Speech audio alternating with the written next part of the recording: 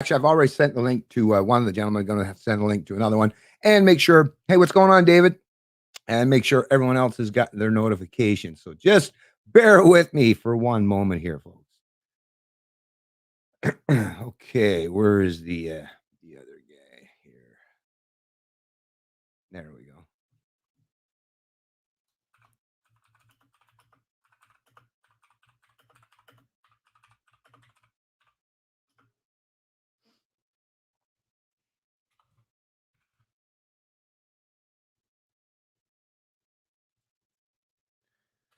All right. So the notification has gone out to both gentlemen who are supposed to be joining me today for this very important discussion / informal debate. As you know, folks probably well aware of, I've been anxiously waiting having a conversation or a debate such as this for quite some time. And hopefully we won't have any technical issues. That's always a problem, of course, but we're going to try to avoid that as best as possible in the hopes that we can get this done. Get her done. Let's get her done. All right, let me just close out a couple pages here. All right. Do I have sound? Make sure sound, everything's on. Yep, we're good. We're good. Hey, what's going on, Leo Young? I see you in the chat. Hey, David, how you doing? Leo Young, thank you, gentlemen, for joining the chat today or the conversation. Well, discussion or debate, I guess, depending on how you look at it. As you folks are aware, I don't get into the formal style of debate where you have to cut someone off. Mark, right?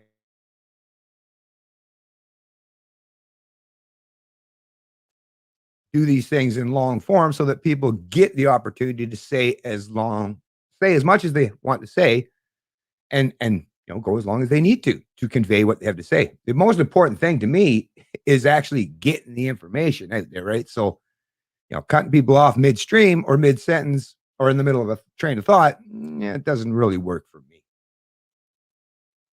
Oh, here we go. I see one of them is getting ready to join us here now. Just one sec here. I'll bring this gentleman into the stream. Hello, Charles. How are you doing today? Hey, how you doing? Bennett, right? Yeah, Bennett. Give me just a second. I got a 3-year-old crying there. Hey, baby. No worries. No worries. Hey, you're okay. Take it easy. You need me to do something for you? Then go over there and play with it. Really? Hey, people can hear you crying.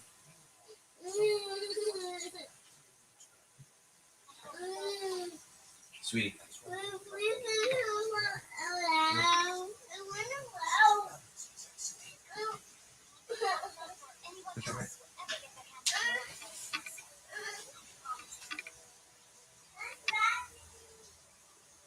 Or we just give this gentleman a couple minutes. I could speak for myself. I know what it's like to have young children, so you got to bear with this gentleman there. Okay, sorry about that. No worries, no worries. As a father of two, I'm well aware of what it's like, especially when they're young. I'm way beyond that threshold at this point, but I know all about it. And yeah, she's 3, so right on. 3. Very inquisitive and curious mode.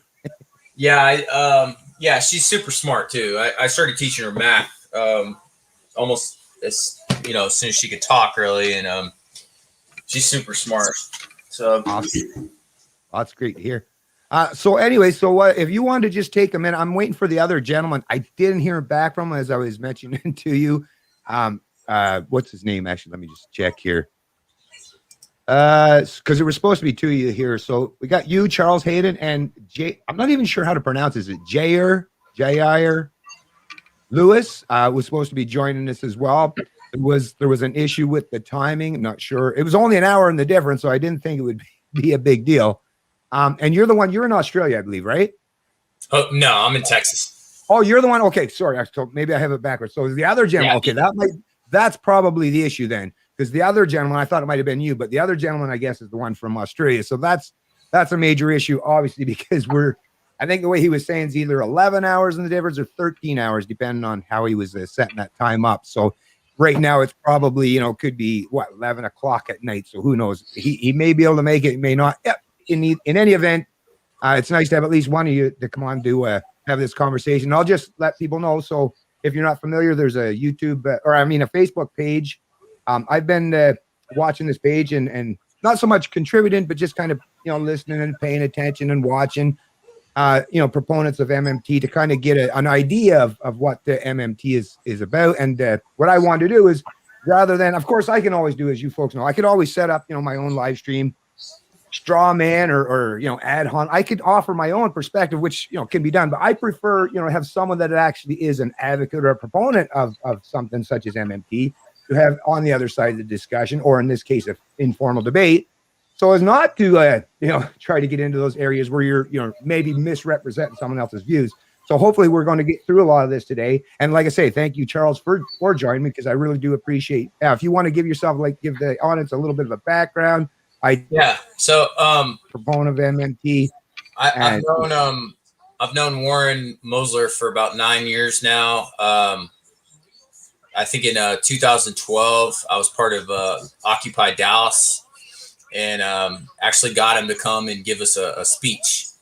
And so that was in 2012. And then in I think in 2013 I was the impetus. It was my suggestion, and I got the initial commitments for Warren's debate with Robert Murphy. He's an Austrian economist, yeah, ANCAP. And then back in September, I don't know still how I did this, but I got Mark Cuban to talk to Pavlina Tachernova about her book and the job guarantee. Right. And that I had a little help with from Stephen Grumbine at Real Progressives. A lot of help. So, yeah, I mean, I've been at it for about 9 years. And the one thing that I would try to impress to libertarians and also conservatives is that, you know, you're not going to be able to implement your own stated ideology if you really do not understand, you know, how the monetary system works. And, you know, what you'll end up doing is you'll end up overtaxing the economy, right? And you'll reduce sales output, and you'll expand the size of government, which I don't think libertarians and conservatives want to do. And, you know, we start by just assuming ignorance on the part of people when they get some of this wrong, right? We don't jump to say like, you know, this is a conspiracy that, you know, conservatives, you know, I'd like to assume people are well-intentioned and mean what they say. Right. So, well, let me just say real quick there, because you keep referencing libertarians and conservatives. I will just say and point out right now that based on, I'm not a political libertarian. I make sure that everyone is aware of that. Politics, you know, to me, it's like a bunch of guys standing around a water cooler, right? I'm more into the philosophy, and I think from a first principles type of basis. I like using logic and reason. And I mean, sure, maybe some conservatives, maybe some of them, although once again, they're getting to become so rare that it's like one of those rare species of bird that you've heard of them, but you've never actually seen one. But as far as I'm concerned, in terms of libertarian, this is why I constantly get attacked by people on both sides, right? I don't know why, and I guess there's people who are trying to find some bedfellows like to get in bed with. Apparently, some libertarians, some people want to describe themselves as. But I would suggest that these are people. You know, you can call yourself whatever you want, right? But I mean, to me, a libertarian is I don't even look at it as an ideology per se, because what I do is why I could have chose to say I'm a libertarian or a conservative, a liberal. The reason why I identify as a libertarian is because the libertarian philosophy, the philosophy of liberty, has three, you know, main core principles, right? That underscore what it is to be a libertarian or to even be a free human being, which is self-ownership. I own me. Nobody has any claim of authority over my body, my mind, you know, anything I produce or provide. And property rights, which is by natural provide. It is my property because I produced and provided it. And the third and final, and I would say even most important aspect of it is the non-aggression principle, which is not to use preemptive force, violence, theft, or coercion towards people for your means stand. So to me, conservatives, I mean, what I find is people that want to Conservatives, they suggest conservatives want to have conservative economic policies where they don't spend. To be that, once again, that's just politics. Not like I say, I'm not here to discuss politics anyway. It's a boring subject as far as I'm concerned because, like I say, it's just a bunch of people standing around a water cooler, discussing. I like to discuss ideas, and the idea of MMT is of modern monetary theory is something I actually believe that you would find probably more conservatives and liberals that may very much agree with you these days because they don't actually stick to the actual underlying meaning of what the terminology is termed to describe themselves. So I just want to point that out. I'm not conservative by any stretch of the imagination. No. So yeah, like I say, I loathe a lot of conservatives just as much as I do some of these left progressives. So yeah. I literally have no tribe here other than, like I say, other than reasoning through first principles and using proper ethics as the basis for my understanding and how I cooperate or cohabitate with the other human beings. So like, I think as long as you can put those principles into structuring a government, right? Why would you want to structure a government? Well, because you want to protect property rights. Now, I don't need. I've for 50 years I've been alive. I've never needed government to protect my property rights. Matter of fact, government constantly infringes on my property rights. And I mean, income tax is just the first of that, right? And there's a multitude of other ways where the government infringes on my property rights. So I definitely wouldn't want to use government as a means to protect my property rights when government is what constantly infringes on my property rights. Do you have any businesses?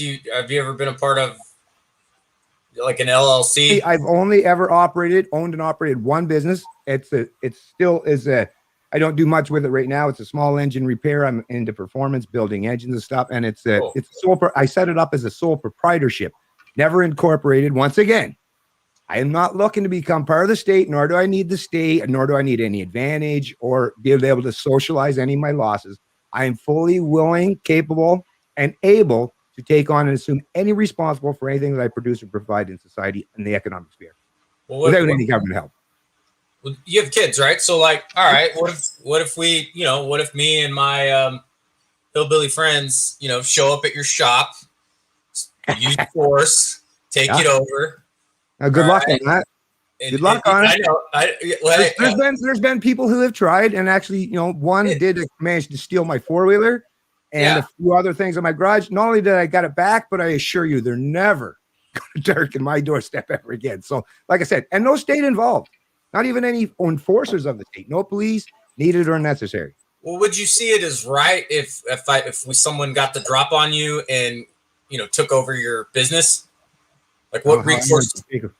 My business isn't some abstract. My business is my business, and customers are my customers because they look to me to be the one that's providing the service. If they wanted to go elsewhere, they'd go elsewhere. So if they're coming to me, they're looking to me. So I don't know how anyone could take over my business, right? Because they don't. This is the thing. They don't have my brain. Just like when I go to race, I'm very competitive. Actually, I have an entire background since I was 18 years old in racing, and as a drag racer, there's literally I've encountered. But only 0.001% of us, people like myself, actually are the ones that usually win most circumstances. So other people may identify as racers, and they can go ahead and do that, right? Even engine builders can do that. But once again, how you weed the chaff, right, is you see who are the ones that are actually most competent. And that's the beautiful of a free market, is that's an easy thing to actually see. And that's what allows people to have that choice. So a lot of people would want to use my business rather than other people that call themselves engine builders as well, because of what I personally can provide and the results that I can give them. Just go back a second though. But with no government, if I'm able to get the drop on you, I could take your stuff, right? I could seize what assets you might have in your business. I could go sell it to go get meth, right? No, and you could. Without a government, you don't have any recourse. So yes, I literally just told you that people have already tried this. So this isn't even hypothetical. And I've dealt with it with my own situation. I'm saying okay. So yeah. Because if there's one person, I can deal with it. If there's a few people, I might need some help. But I've never had any issue with recruiting help in my endeavors either. To protect myself. if 500 people kick in that door right there, you know, I've got a shotgun that's got That's what. 12 Hey, shells. how many? No, but how many? What's Not next? going Like, to if the- stop 500 no, but people. now you're starting to set up impossible scenarios. What's next? The aliens come and land, and they're going My to. point though is that it's plausible that somebody might take your stuff and you would need recourse to protect your Okay, rights. are we actually going to have a like? Is this what you're going to do though? Seriously, because if this is all we're going to be doing today is playing the setting up hype. How about we deal with the actual real world as it is? Well, how about we wait till we've dealt with that part, the real world, and then we'll worry about your hypothetical scenarios. All right, well, right? Because are I you live in the on real the world. grid? All I'm saying is like, I'm saying after 50 years, I've been okay. If I've managed to make it 50 years, no, you're not going to convince me that now all of a sudden I need government. It's just not going to happen, man. okay, So let's move beyond that. Are you on the grid? Do you use electricity? Do you use the Of banking course. system? Of Okay, you course. use government. No. Do you use banks? Once again, actually, no, I don't. No, How do you use other than when I paid off my mortgage because that was what you had to do. But now that I don't have a mortgage anymore, I have absolutely no reason to be using any banks, to be honest with you. So, well, do you accept Canadian dollars? Of course. Okay, you use the government. No, I don't use the government. Yes, you do. No, The the government of Canada. No, are you going to let me answer? The government of Canada forces that I have to accept Canadian dollars. So just because someone puts a gun proverbially to my head and says you must accept this is currency in this particular tax farm, you know, that's not what legal tender is, though. If you had a debt, you know, that somebody owed you, or somebody owed you, and you know, the government would enforce them to, you know, if they paid you in Canadian dollars, they would consider the debt liability extinguished, right? You must understand that there's probably some MMT proponents watching, but you got to remember this is a libertarian channel, so there's libertarians and actually like critical thinkers that are listening as well. So you might be, you know, appealing to them, but like, I got to tell you, what you're saying right now is coming off really, really messed up here because we haven't even got to the point. So let me just, since you've been tossing out lots of questions, I only have one to start this off. And that is a simple one. What are your underlying principles that guide your decisions, perspectives, and opinions regarding economics as it pertains to real human beings? Or are you just here to make a utility argument that if you forcefully redistribute income or if you print money and stimulate the economy, that somehow benefits some people at other people's expense? Because the utility argument is not even a debate. Yes, if people, just like if my neighbor came over to steal from me, yeah, they would benefit from themselves, like you were suggesting earlier, at my expense. But that, once again, there's no underlying principle other than, you know, might makes right. And like I've said to many people before, I'm more than willing to live in that world because I've lived in that world because I don't use the state for any reason, and I can fare quite well in that circumstance. So, once again, my question is, what are your underlying principles that guide your economic decisions and reasoning behind what you're promoting here? Limited government, free markets, personal responsibility. No, that's not a principle. That's a wish list. I mean a principle. You know, government exists to serve public purpose, and as such, the monetary system does exist to serve a public purpose. We want a system that benefits all of us. I'm not into hoity-toity. I don't mean it. It sounds disparaging, but I'm not really into super complicated philosophy. I'm more pragmatic. But principles, right? Principles. I mean, you have a daughter you're raising. Are you going to teach her any principles at all? About what? Like, okay. Would you advocate for theft? No, of course not. Okay. Do you advocate for force? My principle, like I mentioned, non-aggression principles. I don't advocate for force, preemptive use of force, or theft. Well, I mean, you agree with that? You would use force to defend your rights. Sure. Yes, force as a means of defense for sure, but as a means, preemptive to use towards other people, then I'm hoping anyways that you would agree that preemptive use of force or threats thereof is not a proper way, or is not an underlying principle that you would adhere to for your philosophy or your way of life or how you want to go through life. I would add. I mean,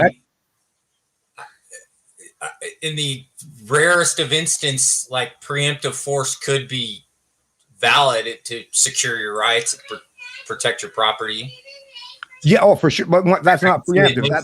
That would mean if there's some direct imminent threat, for sure, you're going to have to protect yourself in some way. And I agree with you there. But what I guess what I'm trying to get to, and maybe this will help expand so you can get your head around this, is government is force. That's what government is. Yeah. Right. So when anyone is advocating for anything and you use that term government in there, well, you're saying I want to use force as my means to an end. Again, protecting property rights. Yeah, I want government to use force against those that would violate the rights of others. Government literally, we just, I pointed out, you don't realize this, but it cut out. I can't hear or see you. Or consume any product or service. A government is, we have sales taxes, there's excise taxes, there's tariffs, there's income tax. So the government in basically one day, especially if it's a payday or anything where you're actually gaining any economic prosperity, government even in just one day, right, it's already infringing on my property rights. So I, once again, using government to protect your rights is like saying I'm going to use a thief, right, to protect myself from other thieves. Like, well, no, it's just mean you're giving this person actual access to your goods, right? It's like, no, I'm not letting anyone near the goods. I'm not giving anyone any pretense. I'll be the one, the final arbiter. That's the whole thing of personal responsibility and individual rights, is I am the one that gets to dictate, determine, and control how I go through life socially, personally, and economically, not place that in the hands of other people whose sole purpose is to use force as the means to an end. Because I know where that leads. You live in a society, right? You have sidewalks outside your business and home, and connects to roads that are publicly built. Like actually, we all have, you have to constrain yourself, a certain way to be able to use these services to link up. So there's always going to be a public sector, and all economies are mixed. There's a public and private sector. Mm-hmm. What do you consider the public sector? Those who are employed by the government, right? That and their, the output. Well, no, right? But the public sector are people who are like in Canada, and I've been down the U.S. many times. I used to be a long haul truck driver. It's also property, though. It's not just in the public sector are people who are employed by the government. Yeah. Okay. Well, that's the employment side, but that's also. There's buildings, there's property, there's things like sidewalks. everything the government claims that's part of the public sector. Right. So everything that the government, just like the mafia, right? But just because they claim ownership over things, if they gained ownership by stealing that or plundering the prosperity or the economic wealth of other people, then I mean they can claim that, but once again you're making a utility argument for might makes right. Okay, so like we're in the I'm in the United States, right? Mm-hmm. And let me make now obviously you probably are not in favor of war, right? But that Not everyone on this planet is, right? Exactly. And, so what would you do in the instance of a foreign invasion? Before an invasion in Canada? Yeah. Well, if there's an invasion anywhere I live, just like if I live, whether I live now in 2021 or 121 or 1221 BC, I would have done the same thing I would have done no matter what time frame or era I live in, is make sure that I'm competent, skilled, and at least have some method to protect myself against, people who are going to try to do harm to me. And like I said, I've lived 50 years and I've done a great job. I've lived in big major urban centers, like in basically like a ghetto, a very poor neighborhood of the East End of Toronto. And I've lived in, like where I am right now, in the middle of the sticks, right? In the woods where you're an hour away from any major city. And we're even here, like police, you're like half hour minimum. Right. So that's the thing. But because I've grown up in environments like that, I've learned to adapt and acknowledge that I don't rely on other people or external forces, especially those who are employed by those who want to seek to use force as a means to their end. I look for myself and people who share my values and my principles, and that's how I've always defended myself, and how other people have come to my defense and aid as well, through voluntary means, not through force, not by coercing them, not by stealing from them, just by the sheer fact that they appreciate and respect me for me, and I do the same for them. It's a mutually respectful relationship with no force or government involved or needed. So if a foreign army invades and, you know, takes your neighbor captive and kills their children or whatever, is it their fault? Is it your neighbor's fault because they couldn't defend themselves? They didn't take enough personal responsibility? No, if my neighbor was being attacked, I'd be definitely wanting to help. Well, I mean, that's another thing too. That's a subjective term, because maybe my neighbor is a pedophile. Right? Hey, someone attacks them, I might just look the other way and not worry too much about it. It depends on the individual and what they represent to me, right? So I don't think in such collective terms. I deal with people as individuals. And if my neighbor was someone that I respected and had mutual respect for myself, I, had care and concern for them, then I'd be willing to add to their aid and defense.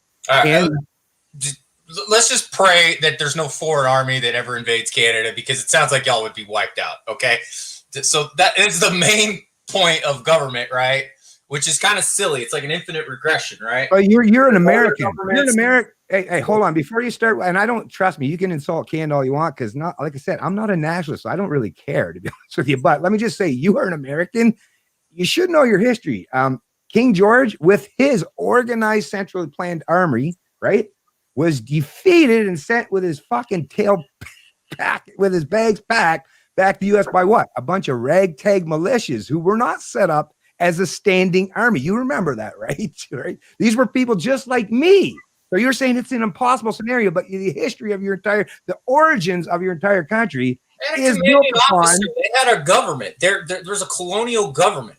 The militias were huge, just guys. The militia people were just regular people. It was not set up as a centrally planned standing army. Hello? What? That's what the government is made up of people. Your history says that militias, right? Militias are to be set up, and the reason why the founding fathers understood this is because a standing army, because when you're talking about a standing army that believes in central plan authority, they're easily taken over, right? So all you have to do is gain and be the new superior, the new colonel, right? And you're the army, the lackeys will follow because their belief is in authority. Whereas if you're talking about ragtag militias or people who are just fighting for their freedom and the freedom of their neighbors or their families or their neighbors or their communities, then actually that's probably the major thing that helped them actually defeat the armies of the most powerful country at that time, Britain, was because there was no way. You couldn't just whack one guy over the head, take over the entire army, and use it, as we've seen many other tin pot dictators and authoritarian regimes around the world. They just take over the existing infrastructure and use it for their means to an end. Whereas if you have a bunch of people like myself, or like I say, militia people who are just fighting for their freedom and completely decentralized without anyone centrally planning and coordinate every single aspect of their efforts, it's a much better approach. And it proved to be so because they won the war. Okay, so the colonies had governments. They had state militias. The militias themselves had hierarchies. There was rank order. There was a commanding officer, George Washington. There was a colonial government. They provisioned Washington's army, right?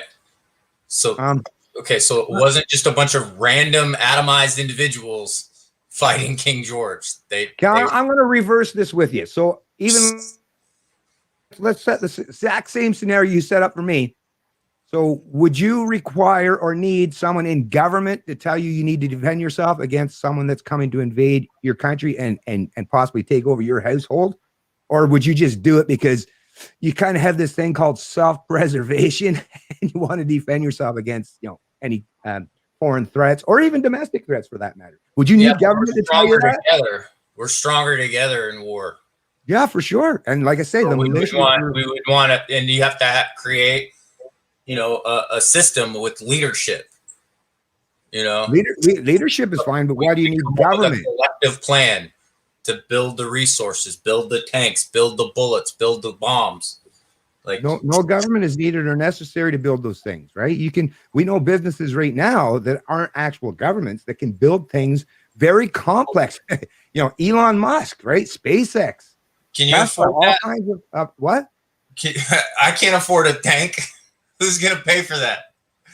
That's the beauty of the market. People will produce and provide anything that's needed or necessary. All you have to find is the point of value. When it can be just like with Henry Ford, you can find ways to lower your operating cost to the point where you can actually use not just the people that are building your products, but they can actually be the ones that consume them and to be the ones that actually use them at the end too. So there's that benefit of the voluntary relationship in economics has been proven a multitude of times throughout history. So there's no need for a government to have hierarchy of competence and have a business structure where the people that are the most competent are at the top of that hierarchy in any business structure, and the chain of command follows in the manner of what people can produce and provide in any kind of division of labor type of situation or scenario. Just like myself with my small business, someone's got to be the person that actually runs the business.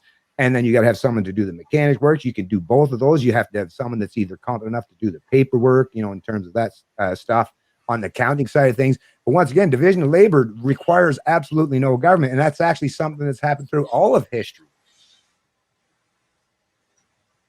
The division of labor require. I don't quite understand, honestly. Again, going back to your point about the colonies versus King George, right? Right. They weren't organized. They weren't united. There wasn't a government that used force to provision that army. The colonial government disarmed. I forget what the word, but those that favored Britain, they forcibly took their guns away. The militias had rules. You had to go out and show up for your militia duty with a pail, a working musket, and some other resources. You were ordered to show up with that. There's all kinds of collective planning that was going on amongst the colonies at the time. The Massachusetts Bay Colony, they had their own mortgage system. They printed money and accepted it in payment for the land that they sold the colonists. So like the point though, government should be constrained. It shouldn't be unlimited, but there's a purpose for it. You're coming at it like there's no purpose whatsoever. Well, so what it is happen with no repercussions.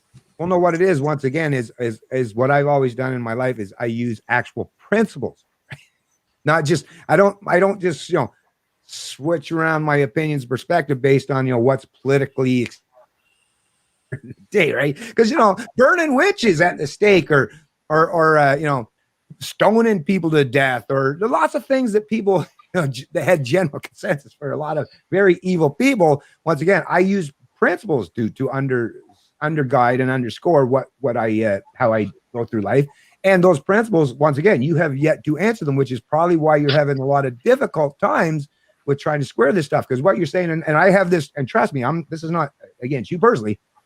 Minarchist libertarians get the same thing from me. It's like, I get it, but if you haven't learned this stuff after 6 months, right, at least, well, I guess you can, depending on the level of your, intelligence stuff, I guess there can be variance as far as that goes. But if you actually understand what government is, which is a representation of force and threats of violence and theft, then if you're saying we need to limit that, you're literally saying, so we need to put people in charge of having that monopoly of force, but we got to limit them. So you're putting them as going to be your authority in charge of you, and you're the one that's going to limit them. Well, good luck with that one, right? I don't know how that works. If I hand my opponent, like if I'm in a room with a bunch of people and I hand them all guns, and I'm the one, I don't have any guns. Like, I'm an idiot for giving these people. I get it. It'd be nice for me to believe that, if I give all these people all this force and this monopoly of violence, that they'll just restrain themselves. But once again, fool me once, right? Shame on you. But that's the thing. That's why I advocate for an intellectual evolution rather than this constant revolutions, because it seems we end up back in the same place time and time again. Every time you give a band or a group of people the authority to dictate and control every aspect of your social and economic life. So look, I mean, you can have I don't like government. right? I mean, I hope not. it's not something I don't love the government. I certainly don't trust the government, right? But you can have that, and you can also understand we still need something that works. Oh, for sure, we need something to work. That provides us the means to protect our property rights, gives us recourse when someone comes along and takes our stuff, right?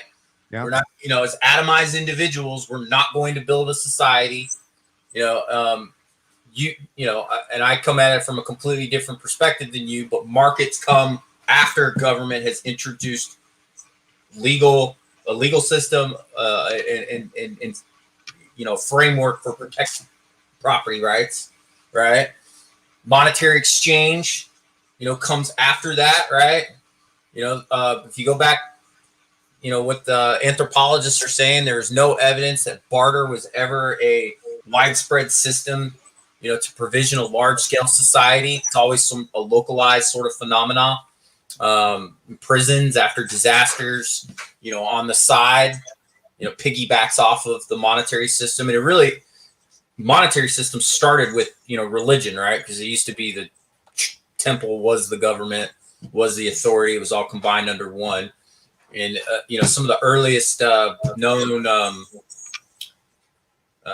like writing, the original or earliest known writing was actually credits and debts. It was a ledger, it was bookkeeping, managed by these temples. But I don't know. So now we're getting somewhere now we're getting somewhere where we can get to some of these, like I said, these meanings of these words. So first of all, when you say the market, now when I say the free market, I know what that means, what the free market means.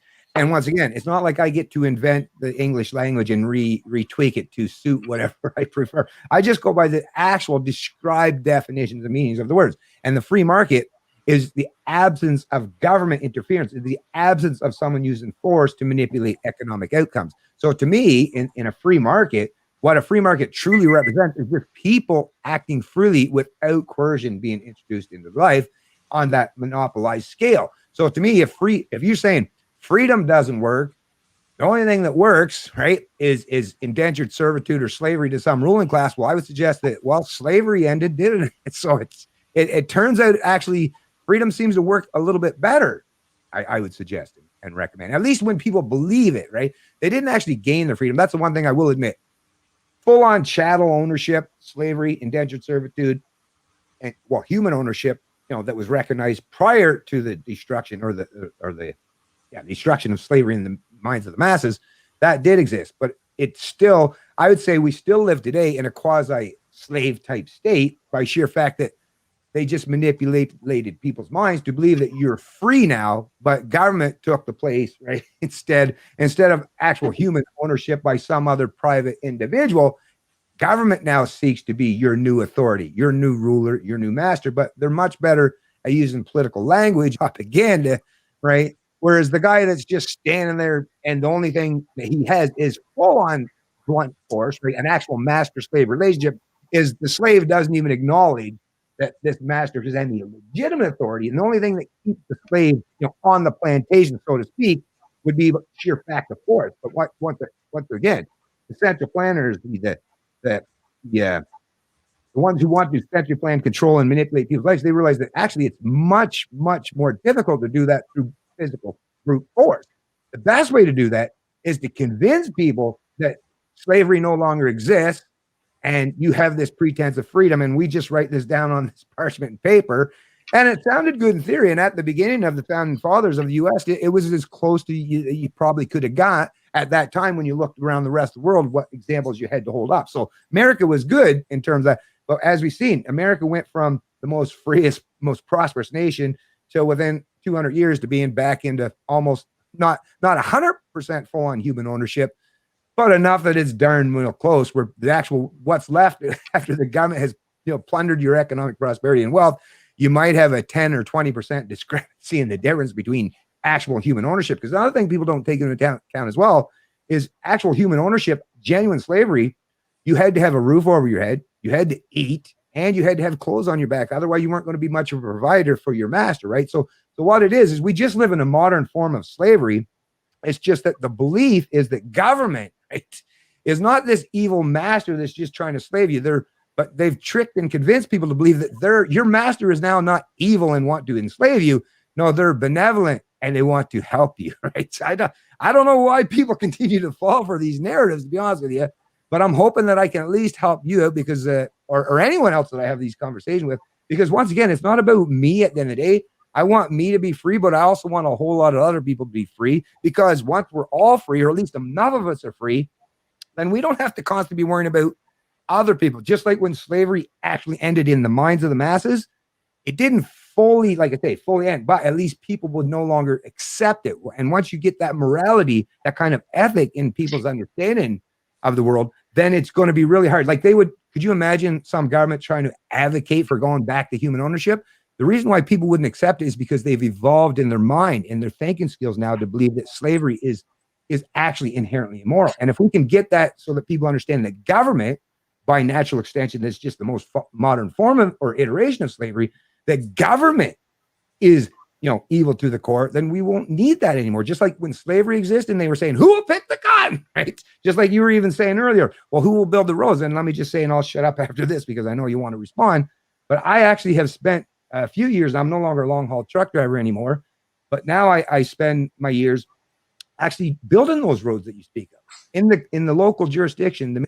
Me and a whole bunch of us together as a crew and multiple other crews, and we're all private individuals, not seeking to steal, coerce, or cause harm to anyone, but we can produce and provide anything that anybody needs in society without using force or coercion. It just has to be in some kind of economic exchange where we're exchanging value in some way. Look, so going back, you mentioned free markets, and yeah, just want to point out a couple things here. One, the original definition of free markets, and this is shocking to some people, but it was the progressives at the turn of the century that came up with the term. All right, and what they said a free market was a market free of fraud, free of monopoly, free of coercion, right? Free of economic power, and so it's not freedom from government, right?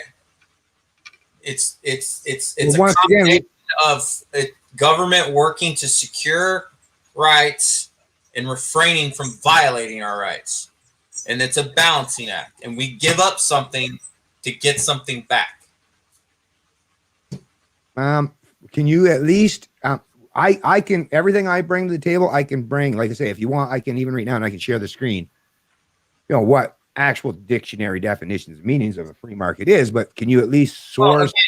Going back, libertarian was a term that the French anarchists were using to avoid the censors, and they were left wing.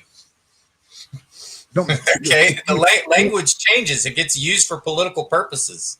No, but liberty, once again, liberty is at the core. Even liberals, right? Liberals in the classical sense, in terms of North America, historically all acknowledge that the individual, because there's no such thing as a collective mind, right? So when anyone talks, the individual has rights. Yeah, we have. Well, yeah, of course, but it's not because they're granted to us because due to government. Actually, a government document such as the U.S. Constitution actually acknowledges it. It's enshrined right within the document itself is that government do not grant you rights. I mean, the founding fathers recognized that force is what government represents. So what they were doing is writing a document that was meant to, and they did a great job. It was a valiant effort, especially compared in contrast to, like I say, what else was on offer at the time. But they were saying that, those individual rights are inherent and inalienable just by sheer fact that you were born as a human being. When you're born, nobody has any legitimate claim of authority to rule over you from cradle to grave, to claim ownership of your productivity, your wealth, or any of that stuff. So rights are there and inherent, whether there's a government or not. Now, what is required, just like with me, is you can say that and they can ring hollow and empty to a lot of people. Why? Because a lot of people aren't willing to defend and stand in full defense of them. Because really a right, if just like when I say no one should be able to steal from me, I could write a law. Matter of fact, I could have a sign at the bottom of my driveway. I could have 10 signs at the bottom of my driveway that says no trespassing. If you trespass or steal my stuff, right? But the words on that sign doesn't really mean a whole lot unless I'm willing to fully defend and back up those rights, right? So then the neighbor pulling into my driveway to steal from me, or someone else steal from me, the sign is not what they're worried about. Is this guy going to follow through on his willingness to defend his inherent and inalienable rights? And yes, I fully am. Which I hope more and more people get to that point, because that's how we keep government at bay. That's how we remove the mysticism and the need or requirement for having any rulers or authorities, is by people having a fully developed mindset, and they understand the direct threat, just like slavery, why people wouldn't accept it today. People have a fully developed mindset, and they realize that nope, they will never be able to convince me. Even the best snake oil salesman or politician will never be able to convince me to hand ownership over my mind, body, and anything I produce to someone that I would call a master. And once again, I hope to get to that point where there's people are saying the same thing in terms of government, and I'm trying to help as best I can to get to that point. So we kind of accept some need for government, right? We don't like it. I don't. Okay. well, you well, do. The need of no use. So for those that do, even the night watchman state, right? Even those that are only for the night watchman state, you still need to know how MMT works. Okay, yeah, let's get to the MMT here, because well, anyways, but what I would definitely want to do is make sure that we get the baseline. So you at least admit that and acknowledge that government is force, correct? Yeah, I mean the monetary system is driven by the tax monopoly, which is backed by the monopoly on violence. Yeah, exactly. We call ourselves civilized, and this is how we do things. But yeah, it's backed by I know, very backwards, very backwards. And let me just say too, before we get too deep in this, this is going to be obviously it's going to be somewhat of an adversarial conversation. But the fact that you were willing to come on here and discuss this with me and talk in a cordial way, like I say, we're not going to try to and hopefully it won't degrade into it, because I don't want to insult you. I don't want you to insult me. Like I say, I just want to hopefully formulate our thoughts and the processes in how we're thinking about these things, so that I can kind of get a better idea of where your mind is at, and hopefully you can get an idea of where mine is at. Because at the end of the day, I don't really care about just even at the end of this debate, like, oh yeah, I own that guy. I don't care about any of that. Like I say, what I require at the end of the day for me to be free is to hopefully have as many people as humanly possible on this big old sphere in that same kind of mindset, want to be free themselves. How you want to do your things, I will say too, as a libertarian, as I've said too, when I've had past conversations with people who even people who advocate for, say, socialism and stuff, it's like, listen, as long as you don't try to force me, right, to co-opt me into your system, you go ahead and do your, matter of fact, that's how you learn, right? Is that you experiment on your own. So I would even suggest people who are advocates of MMT, test out your premises, your hypothesis, or do that in a voluntary manner and see how that works out in your own environment. And then you will, I think that's the area where I think many of you will come to realize that it doesn't work out quite as intended, just like socialism. It's a lot of those collective endeavors, they do sound good in theory, but once you actually try to reproduce that and put that in the real world, where actual human beings who aren't going to go along with that, because collectivism seeks to deny the individual that ever is going to rise up or challenge it, right? Which that'll never be. There's never going to be a point in time in human, not just human history or the present or the future, where you're going to get 7, 9, 10, however many billion people on the planet to all agree to subject themselves to some central planning ruling class. That's never going to happen. So at least if you want to try it, and if the ideas are correct or your assumptions are correct to how it play out, if you do it on a voluntary scale, then by all means, you can prove with a real world example how that would work. So, just going back to what I said before, though, even if you don't accept the need for governments do exist. And yeah, they do. To protect ourselves from them, we need to understand how they work. Yeah. Oh, I definitely know how they work for sure. But yeah, I try to protect myself from them on a regular basis. So I guess, can I give you the money story real quick? Yeah, go for it, man. Dig right in. All right. So, there's a group of people who decide that, however governments form, which, as we know, it's not the cleanest and most democratic way that governments arise. But what the government does is they declare a tax. And, let me imagine me and you are in a room right now, right? Right. And you know, at the end of this, I'm like, hey, do you want to help me like clean up here? You know, we're gonna clean up the room and make it all nice and neat. You want to help me, or do you have other things you want to do?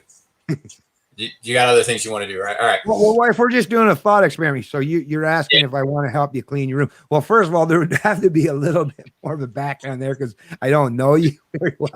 Yeah, right. Are you one of those people that just go around every day, every week doing this, right? So I don't know. So the answer is no. I'm trying to find I would need more context, right?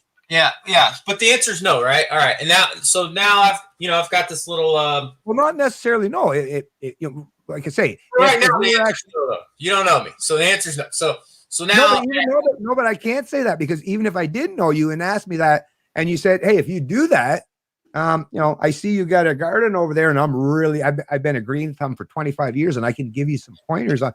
I might actually consider doing that because I would see there would be an exchange of value at some point in time that I would see a benefit where it might not be a zero-sum game where I'm helping you clean your room, basically for voluntary, for nothing. But if I recognize there might be some reciprocal effect to that, I may very well be willing to engage in that particular endeavor. So once again, I can't say that without knowing the exact, and I mean, it would require probably a real world scenario rather than a hypothetical. Because then I just pulled a piece of paper out of the trash, right? Yeah. So if you help me clean the room, I'm going to give you this piece of paper. You want to do that? Messing up. I cut out. I did. Sorry about that. No, it's okay. But obviously, this piece of paper doesn't mean anything to you. It has no value to you. I literally just pulled it out of the trash, right? There's no reason to help me, all right? But now, what if and remember, we're in a room. Now, what if I tell you that, I've got 500 people outside this room. They all have guns, and you're not leaving this room unless you help me clean it up. And you've got to show them at the front door this piece of paper to get out the door. Mm-hmm. Okay.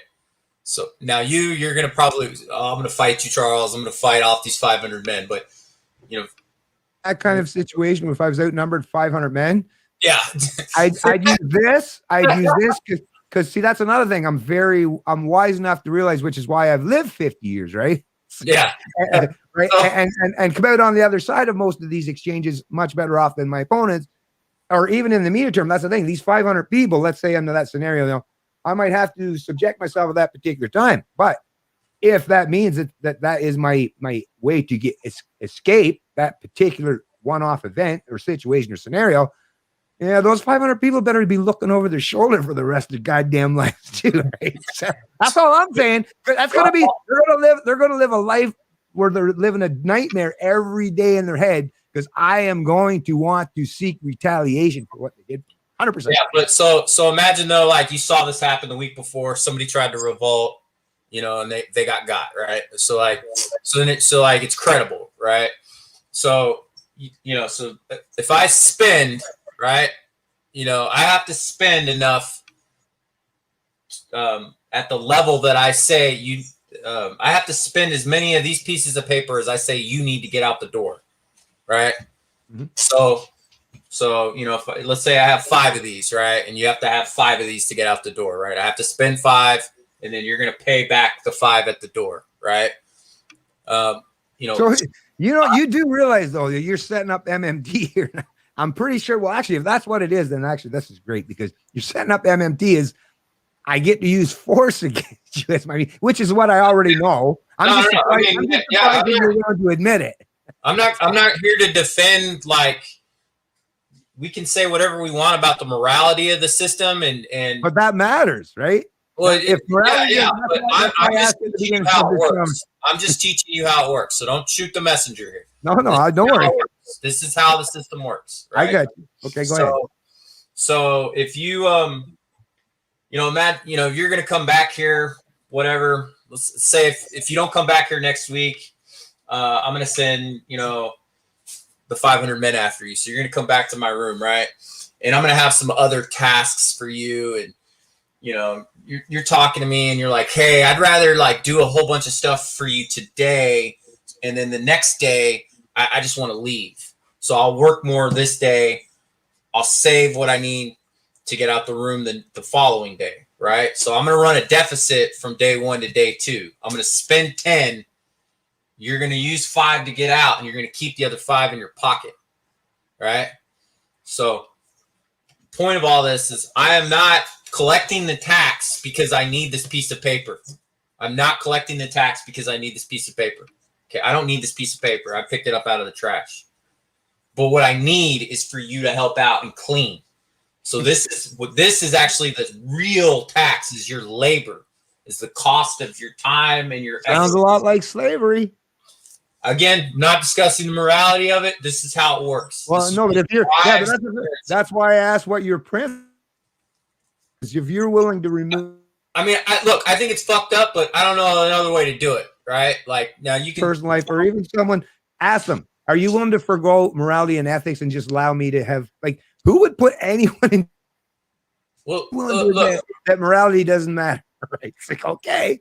As a matter of fact, that's the best. If that's what proponents of MMT have to offer, I have literally no fear of, because if they're willing to, at least most stake oil salesmen or central planning elites or control freaks, they're wise enough not to point out that they're wanting to use force. Matter of fact, they constantly spend most of their days again regurgitating political bullshit to suggest that they're doing it for benevolent reasons. Again, I think this is fucked up, right? And whoever's doing it needs, like, this needs to be done for very good reason, right? It needs to be clearly understood. People need to buy in, accept it. I don't know, but the point is, though, is we as a society have not figured out a better way to provision the government, all right? And then maybe that's right. What, baby? Actually, I will just point out there, Charles, is actually there are people even right now, and this is the beautiful of it, although there's some didn't even need any new entrance into the monetary space. Actually, gold and silver bugs have worked quite hard and are very, very wealthy as a consequence of government constantly devaluing the purchasing power of their fiat currencies. If you're a holder of silver or gold, you've seen your economic prosperity continually grow as people who are users or part and parcel of just the fiat system. And today, now we have new entrants, right? So not just Bitcoin and Ethereum, but now you'll have all kinds of new upstarts, and we're seeing how it's accepted. And this is something that I've been advocating for a while, not suggesting that people are just necessarily listening to me, but I was definitely an early adopter. It's like, no, rather than revolutions, actually, we just created an entire economic system where we can escape fiat currencies entirely. And you know what? The people that want to central plan, micromanage, and control economies from the fiat system with central banks and government, go right ahead. You do your thing. I'll be over here, and what you're doing and destroying the purchasing power of that, whether it's Canadian dollar, American dollar, or whatever it is, I'm over here, and not only am I doing good in terms of hedging against that, but by your constant devaluing of your own fiat currency with these monetary schemes, you're actually greatly enriching me as a consequence of benefit. Now, hopefully, I will put that money or that productivity or that excess wealth or capital to good use. And hopefully that's what I'm expecting and hoping, some of the great figureheads who are libertarian minded, right? It's people like Elon Musk and Peter Thiel and other innovators out there who are thinking of ways to escape, in a situation where we don't go through, like, there's a lot of really good people who are meaningful to society are harmed along the way. Even you, I don't know you needlessly harmed by all this central planning or anything that disincentivizes you from wanting to put forth your best efforts. And, that's one thing I will say about, the free market is it fall or falter or fail. Okay, well, that's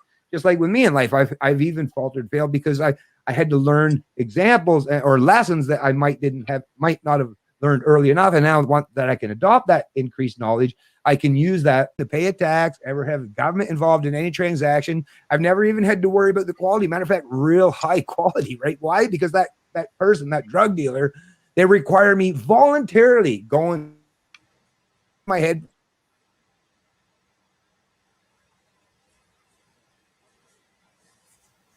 Sorry about that. I know my internet's kind of crapped out there a little bit. Anyways, so that economic exchange, once again, no government involved, and thankfully so, because it saved us. There is government involved. It's just upstream, right? So like in terms of the currency, I'll agree with you there. Which is why I want to get away from even using fiat currencies, right? Because you're right, they're constantly devaluing. So upstream, yes, they're devaluing it, but they're not preventing the economic exchange or adding an increased destruction of the purchasing power in terms of tax.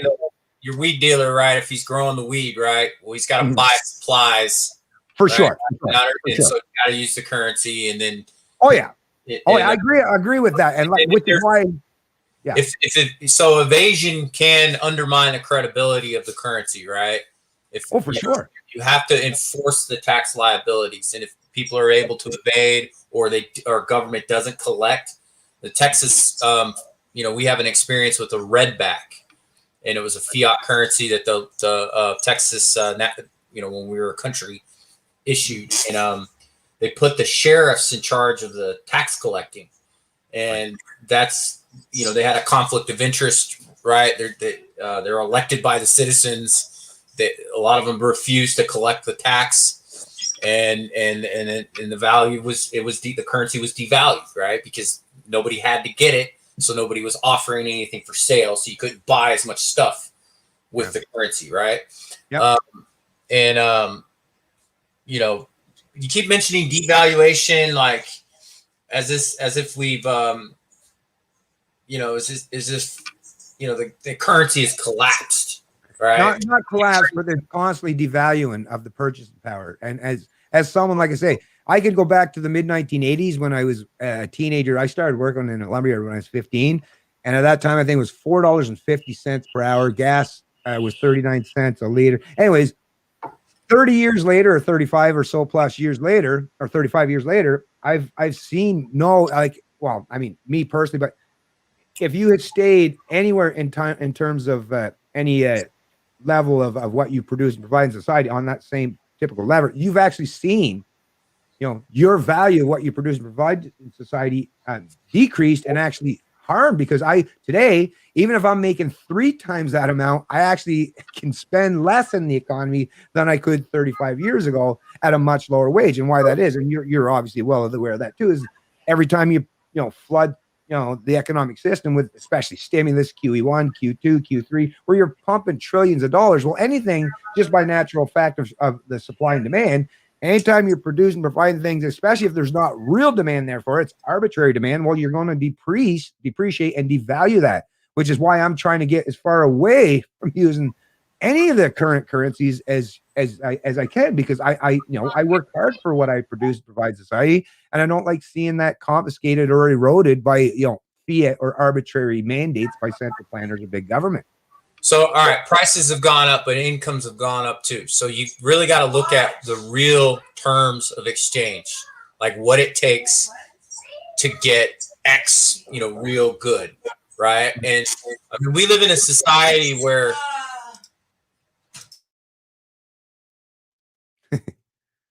Sorry, I got my wife. Oh, that's okay. And I get it. Hey, you're a family guy. You do your thing, man. That's one thing. Yeah, but like you have to look at it, and you got to take the money out and look at what you really do to get what the real stuff, right? And so, we live in a society though where I can go to the grocery store, I can get lobster, I can get crab legs, I can eat like a king, right? And it's there is inflation. I'm not denying that inflation doesn't exist, and we can talk about the sources and causes of inflation, which here's a hint: it's caused by government. Yep. Right. Okay. And the way that inflation is created, it's a function of the prices that government and its agents pay when they spend or lend. Mm-hmm. Okay. It's a function of the prices that they pay. And I say it's government and its agents. So when the government makes a transfer payment to a Social Security recipient, right? Mm-hmm. That Social Security recipient is like an agent of the government, under this definition, right? When the banks are agents of the government, they get a charter from the government. They're funded by the government. They get FDIC. In Canada, it's not called FDIC, but Canada, I think y'all have $100,000 account limit. Yeah, we're at 2, and so banks are very much agents of the government. Oh, for sure. And they create money, right? No, they don't create dollars though. They don't create net financial assets. Well, here's the thing that I just want to push back a little bit on that, because as I understand, and most economists would agree and admit to this, is money in its proper definition, right? So you're actually discussing what we're talking now is under the current monetary system or any iteration of that, whether you're talking MMT, is currency, because money, the actual defined meaning of money, has three core values and principles that sustain what money is supposed to mean. So money is properly, in its proper iteration, is a medium to measure value in the economic realm. So yeah, that's why we have. But let me just finish my thought real quick here. So that's why we have the different denominations, right? Whether you're talking the change or whether you're talking about the actual dollar bills or $5, 20. So money is supposed to be a medium to measure value. It's supposed to be a medium to exchange that value, right? Just like we know the whole story, like, yeah, you've got a cow and I've got 2 ox, but I don't want an ox. I need some cucumbers and lettuce, right? So we know that it's just a means to make exchanging that value much more seamless than doing it the old barter type way, which is great. So a measure of value, a medium of exchange of value, and also maybe I don't want to use my value right now. I want to save that value and use it in a future or later date. So as long as it measures the value, gives a medium to exchange the value, and a means to retain that value, that is what proper money is. And we've seen so many iterations in the past where they've used tally sticks over in England. They use tulips in the Netherlands. So we can actually use, if people agree to it and you agree to some formulation to figure a measure of value and a medium to exchange the value and a medium to retain that value, you can use anything in terms of money, but the three core things have to be there and it has to be present. In a central planned fiat system, that measure of value, it doesn't actually exist because, as you're suggesting, right, inflation completely destroys that measure of value. Because think about it, a head of lettuce when I was a kid would have been 5 cents, right? A head of lettuce today might be $3. It's not because it's much more expensive to produce a head of lettuce today. It really isn't. It's actually much, much simpler today. We're much more efficient in our horticulture and agriculture. So the reason why that head of lettuce costs $3 today is by that central planned fiat who have destroyed the value or that measure of that value. So I want to be able to maintain that measure of value. And the only way that value or that measure actually functions properly is if nobody can hold a gun to my head, proverbially, obviously, and say, I'm going to dictate that value. In the free market exchange, how we know that value is proper is just like me and you. If we were going to exchange value, we'll figure it out ourselves. I'm not going to be able to, if I can't force myself to impose, here, you got to buy this, Charles, right? We'll figure out a proper measure of that value, because when you're willing to do that exchange and I'm willing to do it, well, we figured out that value, right? Because that represents both of our values on it, and it respects both of our values and what we place on the labor to achieve that value. So again, the lettuce might nominally cost more. It might be $3 when it was 5 cents, right? Right. But in real terms, it's easier to get the $3 today than it might have been to get the 5 cents, right? So you have to do less to get it, and it's part and parcel with the economy productive. You know, we're more efficient, as you mentioned. It's way easier to make lettuce today, right? So you can't just look at nominal inflation, right? Like you can, it's a measure. I agree, but you have to understand what it's measuring, and it. But when you're talking that though, it's the proverbial dog chasing his tail, right? Because what I always acknowledge, like I say, at $4.50 in terms of an hourly wage, is it was the prices increased as a fact of there was an arbitrary mandate or dictate in terms of what people's value or labor was in terms of a minimum wage, right?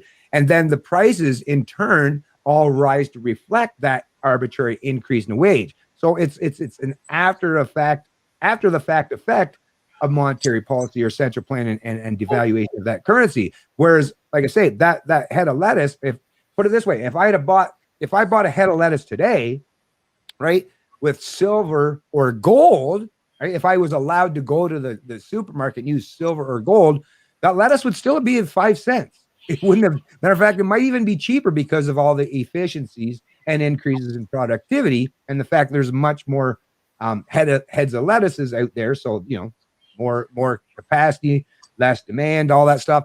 So that's, like I say, that's how the market actually functions. And that's why I love about the free market is I can't ever determine or be the final arbiter or dictate what things are worth.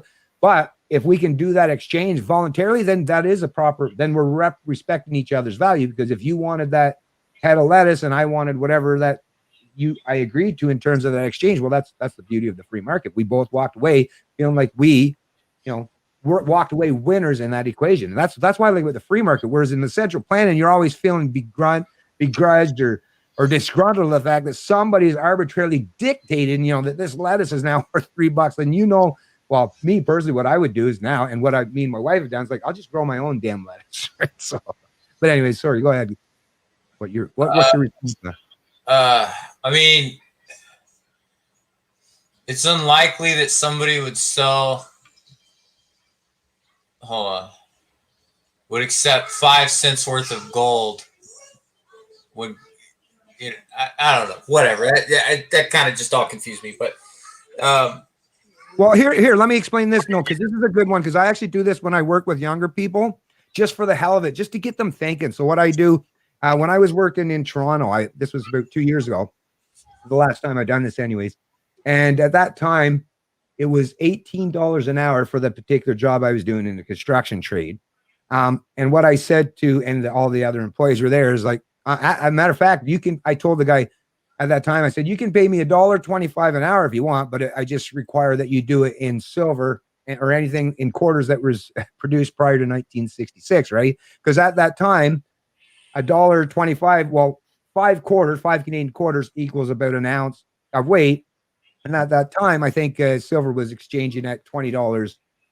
So I actually would have gained a $2 an hour advantage in terms of my real purchasing power if I had been paid in something that actually maintained, which silver does, because you can't just arbitrarily create silver out of thin air, right? So if you had paid me, even if you said I'm only going to pay you $1.25 an hour, but it was in a currency that actually retained its value, silver, then actually I actually would have gained a $2 advantage over the rest of my employees, even though technically on paper, they're only paying me $1.25. That shows them, and it gets people things like, whoa, shit, he's absolutely right there. That's weird, huh? How is it that only 5 quarters? But it's because silver, it can't be arbitrarily reproduced, right? Just by printing it. So it maintains and retains its value. That's why, to me, I love talking about these things in terms of tangible commodities. Now, the Bitcoin space and cryptocurrencies are a little bit different because it's not tangible, but in the digital realm, it can offer you that by sheer fact that you have to produce work to actually create a Bitcoin. So forget about the Bitcoin, but back to just so you understand that the silver, and it would be the same with gold. If I had an ounce of gold right now, like you would just need whatever it would be that would equal out to $3 of it, which would be the slightest, tiniest little sliver. You'd barely notice it in front of your bar, right? Yeah. Yeah, I just think you would sell the lettuce for $3 and then go use that to buy the gold, right? Like you'd have more gold. I don't know. I'm lost on that. But the point though about inflation is that it is. If you go back to the money story, remember, Yep. I set the price. I said that this piece of paper, I chose one, right? I said you had to get 5 to get out the room, and right? You got to help me clean it, right? So I've priced this labor at 5 of these pieces of paper, right? I could have done 1, I could have done 2, but I'm introducing this price level, and I'm doing it arbitrarily, right? In a sense. Okay? Well, then but I would never use it. Well, I know. Well, you'd use it to get out the door. If you're dictating the value, I might not want to do business with you. Yeah, but again, if you want out the door, you've got to work for my 5. But once again, that you must at least recognize, because I know you're a smart enough guy. If you can talk about all this stuff, you're smart enough to realize all you're really doing is advocating, is giving government the control to dictate the value of what people's labor is worth, right? That kind of sounds a lot like slavery. So I don't dictate all prices, right? So imagine if the room was included the neighborhood, right? And I set up I set up different tasks and projects for people. I put a tax on all of them, right? And I said, but anybody can come and do these projects. So, if the tax is 5, right? Everyone, and there's 20 people, right? Then I know 100 100 Charles dollars of work has to have been done, right? But it could have been any one of them could have done all that work. So let's just say it's you, right? There's 20 people. They all owe me 5 of these, right? And I'm going to spend at least 100, but you are the one that does all of the work. So I've given you 100. Okay. All these other people, you've paid 5, so you have 95, right? And all these other people still have to pay their tax. So now they've got to go to you, and now you can get them to do stuff for you. You know, so you can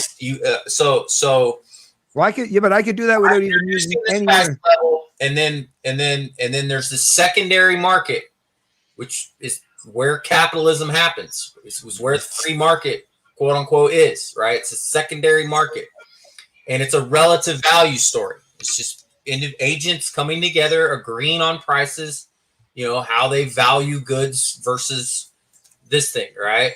And so I'm not setting all the prices, but those prices are going to gravitate or orbit around the prices that I do set, right? They're not going to get so crazy extreme. Like they're still they're gonna be tethered, if you will, to the price that I am setting, right? So you're going to do 100 of my Charles dollars worth of work, right? You're not just going to give it away, right? You're going to say, you know what? I want a foot massage, right? You know, I'm only willing to spend 1, right? You know, so it's just not worth it to me, right? Or a foot massage may be extremely valuable to you. Maybe you have like calluses or whatever. So you'll spend the whole $100 on the first person to give you a foot massage, right? But but the prices, though, there's a certain limit on which they can deviate from the price that I am setting, right? And so, you know, and if people just decide, hey, I'm not going to work, all right, well, crap, I either have to send in the military, which maybe I don't want to do. I don't want to kill you people. I just want you to do the work, right? So now I have to negotiate. Maybe I have to revise my price level up, right? Maybe I have to start paying 6 of these, right? Because maybe some people are wanting to save more. And that's another problem. If somebody starts saving and I've only spent enough to cover the tax bill, well, somebody's not going to be able to pay their taxes. They're going to be stuck, right? So, and that's a free market decision, right? They're choosing. No, when you're saying you're setting the price levels and I'm stuck in a house where the only way out is by abide by. That's not free market, man. And like I say, let me set up the scenario. Once I get out of your house and I escape that kind of oppression and slavery, I'm going to be over there like, okay, as a real free market proponent, like, okay, so this guy is saying he's setting the price, let's say, to lettuce at $3. Well, you know what? I've done the work. I've done the mathematics. Me and my wife, just in our small business here, we can produce lettuce and I can sell it, still make a profit at 50 cents a head. Well, you have got to corral people into your house knowing that they're going to be threatened with force, right?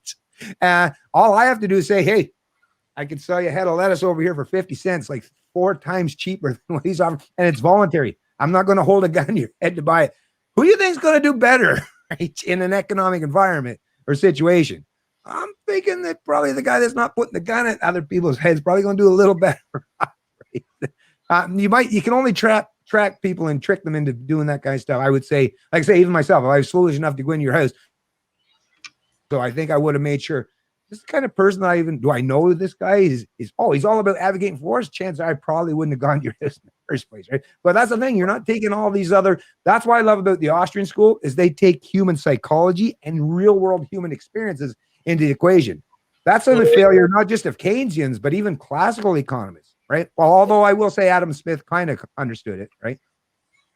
Well, Austrian economics is a fixed exchange regime.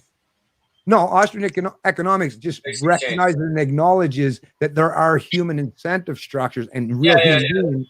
Yeah, but the currency that they model is a fixed exchange regime. Not necessarily. Not necessarily. I mean, it just means it has to be sound money. It has to be sound money in the Austrian school. You just can't arbitrarily dictate. Like even I don't know if you have or not, but Mises had a great book called Human Action. I think even just that one book alone can expand and elaborate on anyone's mindset. And once again, I'm not even saying that.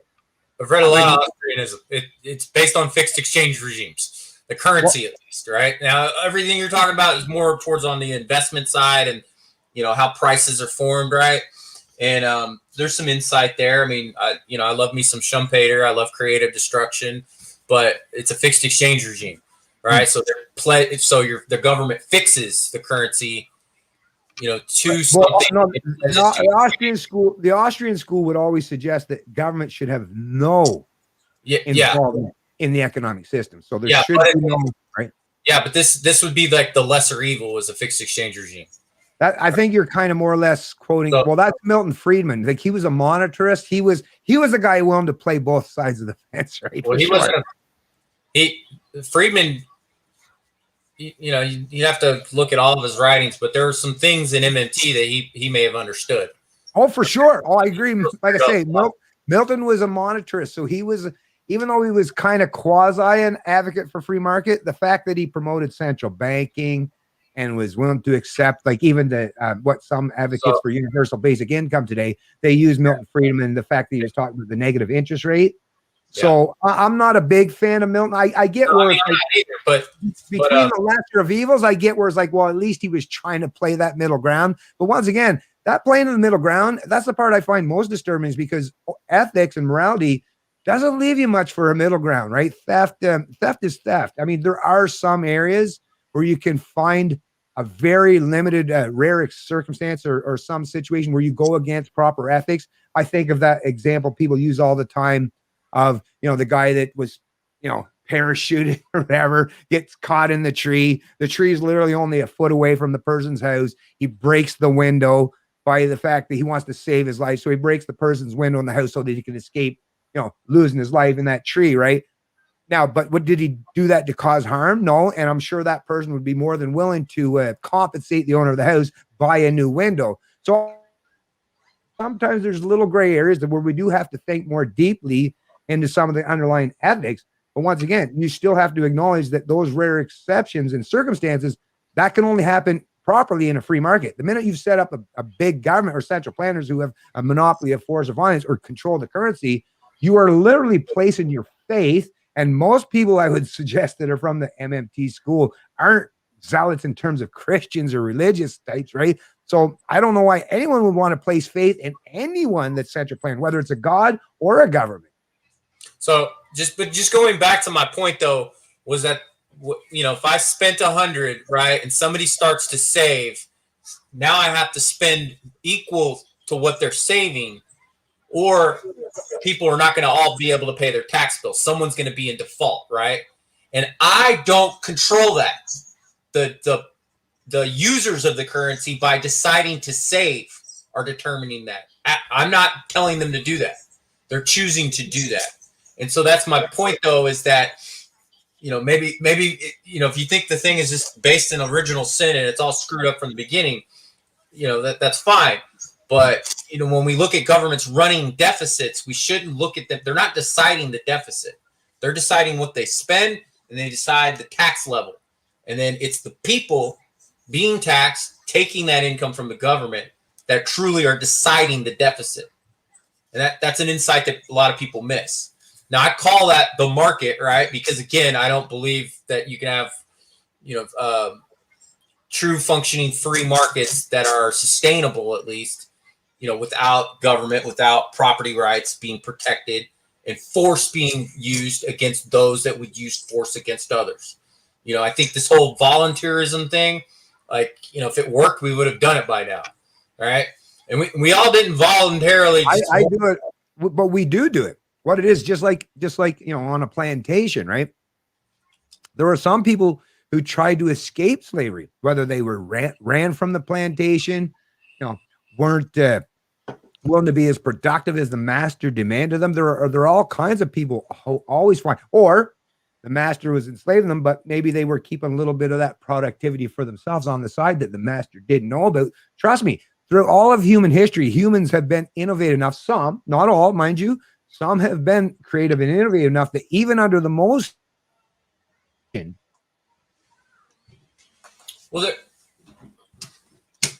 represents We are typically, people like myself, I'll include myself in them, are in the minority. But that's why, to me, I want to advocate for ways to help people. Like if I have a recipe for success, or at least something that's quasi or much better to success personally without having to be a slave, subject, or serf to a ruling class, I'm willing to help expand on that and hopefully offer that to other people. And that's what I'm trying to offer for you folks. And I totally understand. As a matter of fact, when I listen to some of the proponents of MMT, I'm listen right up in terms, right till you get to the descriptive aspect of the failure or the faults of the central monetary system and the current system, this abstract where you just arbitrarily dictate what people's worth. I'm with you, and I see how destructive that has been.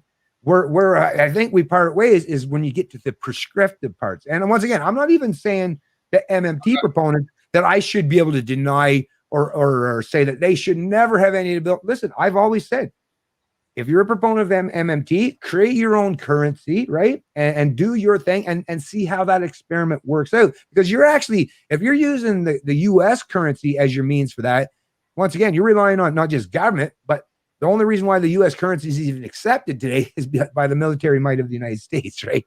Without the military might of the United States, the US would no longer have the world's reserve currency.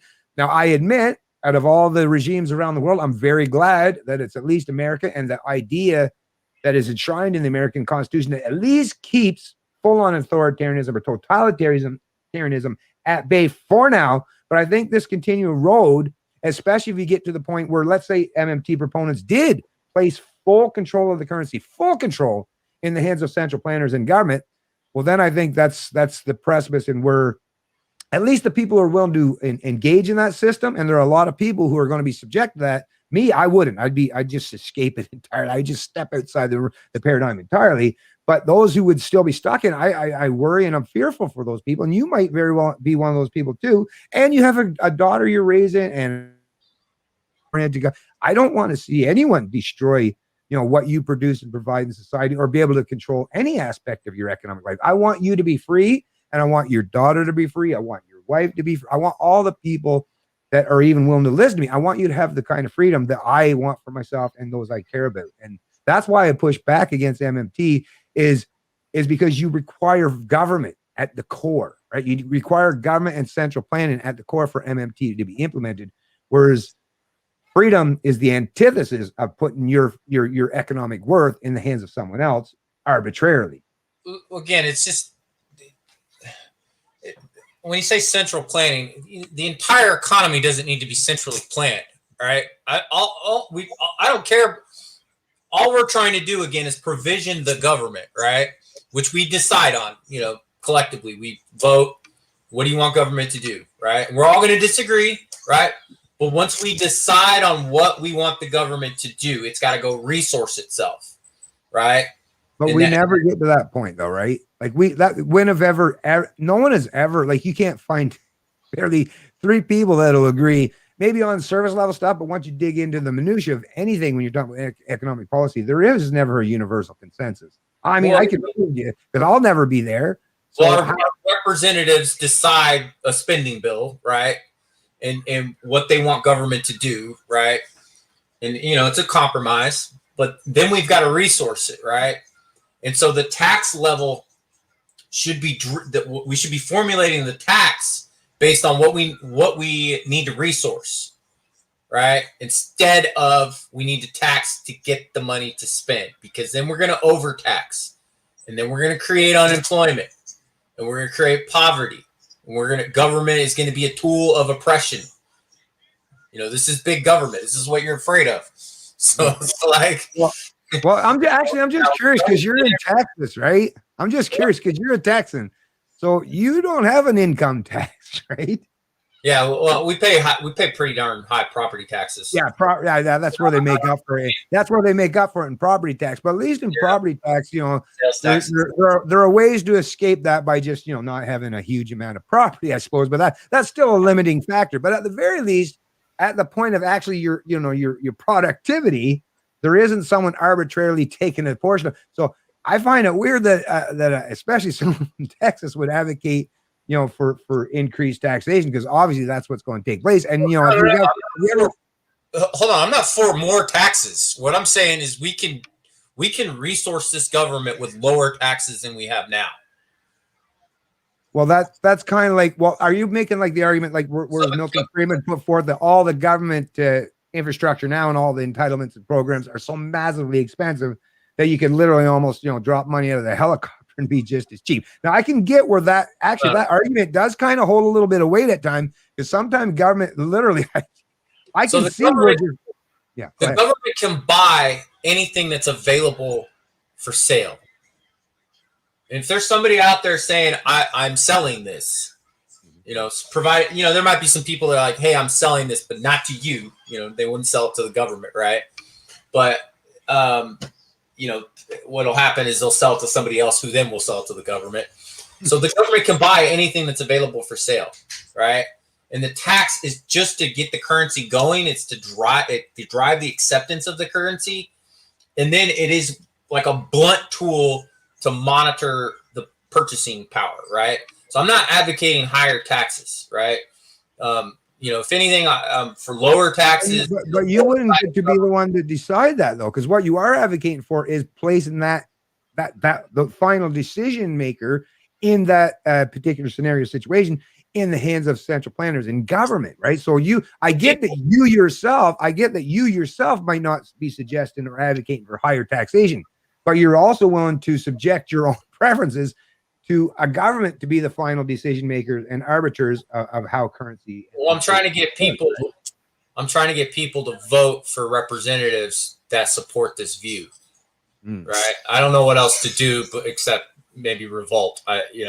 Send it, like kind of. So again, what I mentioned earlier, I'm very practical, right? Like, I'm just trying to improve things the best I can, in the world that we live in, right? And unfortunately, we live in a world with governments, and they are, like I fully agree. It's based on coercion, right? And so we've got to find ways to limit them and direct their activities to those that serve public purpose. Because I support the quote unquote progressive agenda. Universal health care, a job for everyone who wants to work, right? Universal housing, universal education. And you can do those things and still a smaller, limited government and with lower taxes. Now, we may not be able to do something like the Green New Deal, like without higher taxes, right? That's a significant amount of spending. That's a significant reorganization of the economy, right? You probably are going to need to raise some taxes, right? But the design of the taxes needs to be to resource the real stuff that we need to do a Green New Deal, right? And I'm not saying I'm for the Green New Deal or not. I like what I've heard in principle. There's stuff in there I may not like, but in general, I guess I support. But there's not really a full-fledged plan, for what they want to do. There's just suggestions, intent, but yeah, I mean, if in a world without governments, what I see is sophisticated criminal organizations forming and basically taking their place. Well, at least you'd have competition, right? Well, believe it or not, and the drug in the black market drug trade, there's a lot of that as well, right? But what does that actually elicit, and what is the actual response of competitiveness, even cut rate competitiveness, right? Even people are willing to use force as their means to an end, right? As we recognize even some of the drug trades. But what has that meant for the end consumer or even the producers, or for, let's just, like I say, that use the cannabis industry, is it's flourished to the point where it's, like I say, almost everywhere. To the point where even governments are having to legalize it because they recognize you can't kill it, so they might as well steal from the people who produced it, because I want in on the action rates. Even governments have recognized that. But even those in those very, very no government involved type of situation, other than, like you say, front loaded with the actual currency that they're using, if that's the currency. And among them, there's competition. Even when you have a lot of people with ill intentions, if there's competition in there, there's still going to be variants of levels, right? Whereas what you're advocating for is a one-size-fits-all approach, which the minute you've placed your hand, and we've seen this countless times through all of history, and it's never, ever, there's never been one example where they placed that kind of control in the hands of a dictator, a monarch, a democracy, a republic, anyone. As soon as you place, that kind of power, that kind of control in the hands of anyone, then you have literally get to the point where they're the ones that are going to monopolize and be able to dictate and control the value and the worth of everyone else that does play into that particular system. Whereas me, even in the absence of big government, I recognize there's still going to be bad people and bad actors, but I can, if a guy comes to steal from my yard, in the absence of government, there's nobody that's going to say that you should not have the right to defend your property against a thief.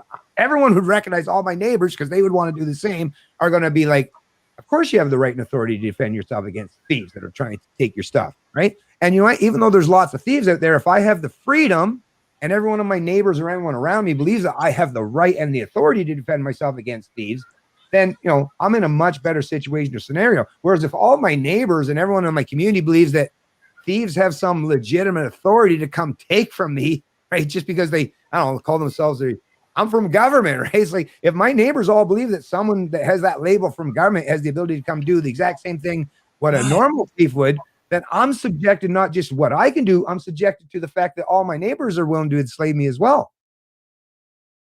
Hey, sorry, Benny, I gotta bounce, man. That's no worries. It's kind of fun. I mean, yeah. Again, all I'm trying to do is just teach it how it works, and so there's stuff here that isn't in my wheelhouse. It's not really about MMT, right? But once you've decided to have a government, this is how things work, right? And until we get rid of governments, this knowledge is needed, and it's not socialism, it's logic. So, well, listen, Charles, I wish you all the best and great, and wish you all the best, especially with your family and your young daughter and everything. And if you ever want to have a conversation again, by all means, reach out to me. Just like I showed you today, I'll give you all the time. I'll be respectful. This is what I do. I don't want to just play a gotcha moment or anything. I genuinely am curious of what you folks are trying to say and advocate for, and hope to find some way that we can get beyond that point.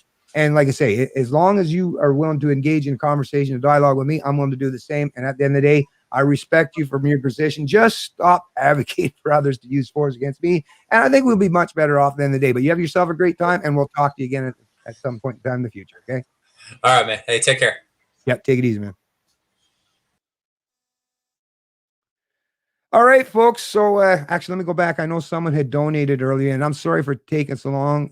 Shoot, did I go up too far now, or down too far? So anyways, folks, so as I kind of suspected, and I'm not trying to throw the man under the bus or anything, but I mean, come on. And the other guy that didn't even bother to show up, it is what it is. I'm going to see, hopefully. Oh, I do see the guy that, not the guy that I was supposed to be talking with, but another guy, Maxime Levesque, that we were supposed to have a chat tomorrow. We're going to be doing that next weekend. Another advocate of MMT. He's messaging me now, but he's a different guy. Anyways, like I say, I'm going to have as many conversations, reach out to as many proponents of MMT, because as we're seeing here in Canada now, they're talking about a universal basic income. So this is the kind of stuff, we're central planners, and I get people are having hard times and they're looking for some kind of escapism, right, in the economic realm. Bad enough when you're doing it for your own mindset, but I try constantly to have these kinds of conversations, debates, and discussions for the sole purpose and the sole reason to hope educate and elevate people beyond this might makes right. Because if that's all we're going for, then we're just back to the state of nature, and that's not what it's supposed to be about. Hey, thank you, John Doe, for the donation. Great stream. Hopefully less internet trouble next time. Oh shit, was there a bunch of internet trouble? I really do apologize, you folks, and I'm trying my best, and I'm going to probably keep the streams at a minimal until I get my Starlink set up, which hopefully will come soon. But yeah, as you're seeing, I mean, the proof is right there, right? It's just in more advocating of top-down authoritarianism, a central plan, and a quasi form of economic enslavement, which, as you know, I'm not a fan of. I'm sure you folks aren't either. And hopefully people will learn that this is not the way to go forward. This is not the path, right? There are remedies to the current situation, the current paradigm we're in, and they're actually taking place by people who are silently, a lot of them aren't even getting out there to get their personal attention, right? Or the 15 minutes of fame that are out there advocating for actual, redundant systems right now so that you can kind of escape the current paradigm, and it's not just blockchain, but like I say, gold and silver, or any way that you can protect and save that store of value or that medium exchange or that measure of that value. There are ways to do that to protect yourself against big government and central planners. And I'm hoping some of these advocates of MMT will realize that, hey, if you folks got some minds, some healthy minds and are economically inclined, then join us over here. Join We Libertarians. That was the whole point at the page that I was on. It's called Libertarians Plus MMT. And I'm reaching out to those folks because as a libertarian, I want to help you folks, because I think what you're setting up right now is a scenario where you put the kind of top-down authoritarianism on steroids, and it's basically to the point where we'll never be able to escape it. I sure as heck don't. Well, I shouldn't say never, because human minds, human innovation, and freedom is very important as well. And I never put that on the back burner. I realize how not just important freedom is, but how much people are willing to fight for it. I know myself, I'm always willing to fight for it. Anyways, thanks to all you folks that joined the stream. Let me just do a quick one. 16-year-olds voting UBI. Shoot up, going mad crazy. I know. Well, they've introduced UBI again. There was a big story about that in the news.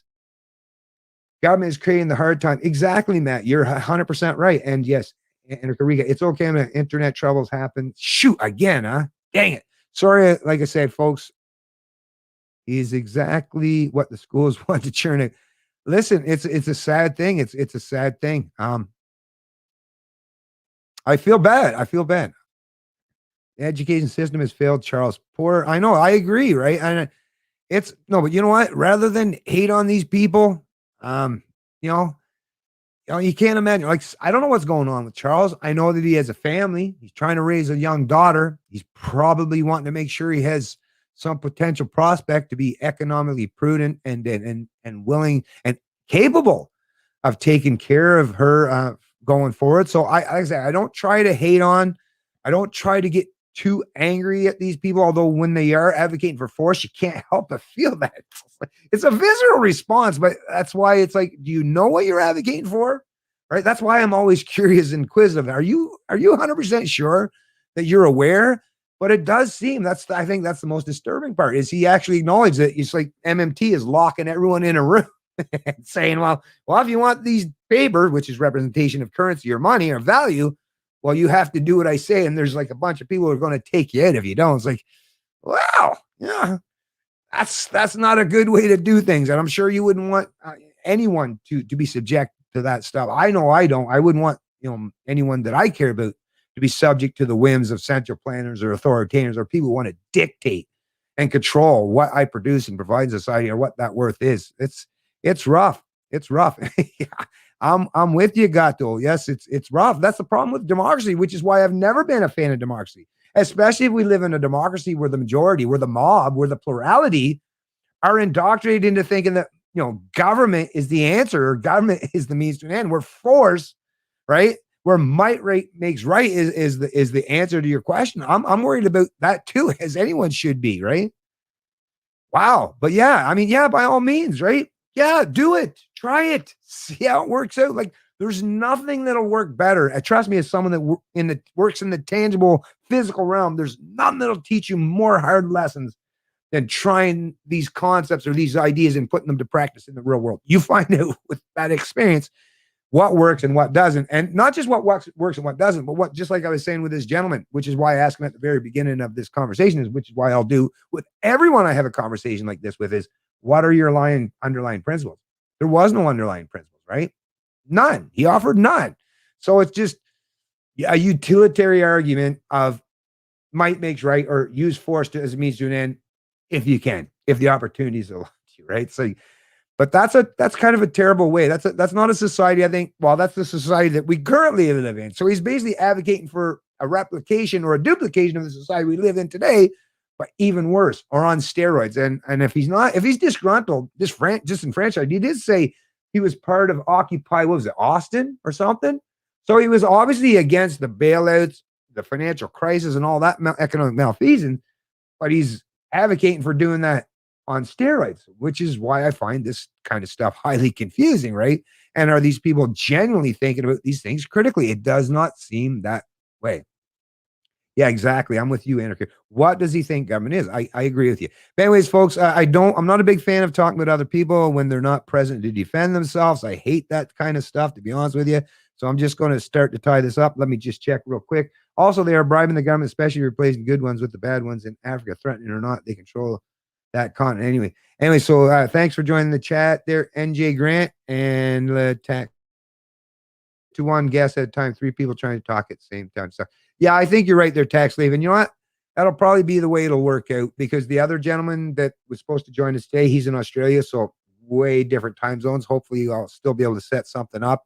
And the other guy, actually, he's here local in Quebec. Real nice guy. We did actually have a private conversation before we went to set up this stream. And like I say, I'm not going to try to throw him under the bus or play any gotcha moments. Like I say, I want to give these people the respect and dignity, that I would want for me, the golden rule type of thing. And hopefully we'll be able to get into an even further in-depth discussion as to what this MMT even means. Oh, Wendy. Hey, Wendy, what's going on?